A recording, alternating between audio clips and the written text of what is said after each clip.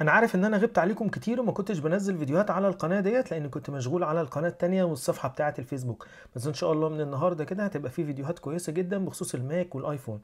كل اللي محتاجه منك بس دعمنا، لان القناة دي بالذات بتيجي عليها مخالفات. يمكن في ناس اصلا كتير نصحتني ان انا اعمل الحاجات دي على التليجرام ويبقى في قناة هناك، لان معظم الفيديوهات اللي من النوعية دي اليوتيوب بيعمل حاجات كده فيها مش ولا بد. عموما دعمكم بس لايك لو عجبك او حاجة كده عشان نمشي الموضوع مع بعضينا. النهاردة هنتكلم على موضوع مهم جدا. لو انت عندك جهاز ماك، في الغالب لما تيجي تشتريه وتسطب عليه برنامج من خارج الاب ستور زي البرنامج ده، وتيجي تفتحه بتظهرلك الرسالة دي يقول لك ايه؟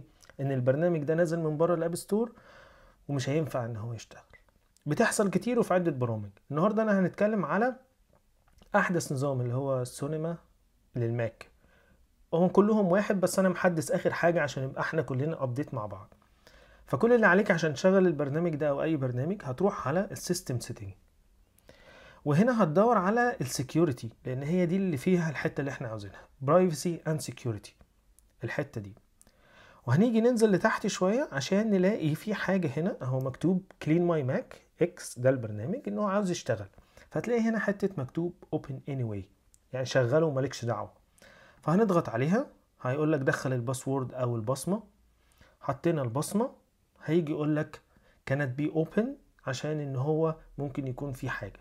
انت هتقول له اوبن، رساله تحذيريه من ابل انه بيقول لك ده من خارج الاب ستور وعلى ضمانتك. ماشي، اوبن.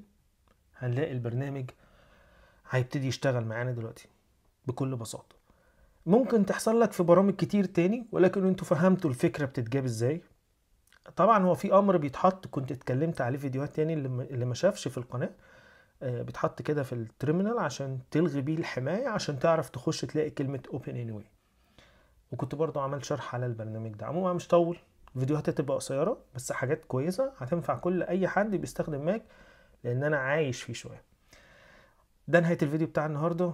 اللايك ما تنسوش، ولو اي حد عنده اي استفسار سيبه، وان شاء الله هرجع اشوفكم في الفيديو اللي جاي قريب.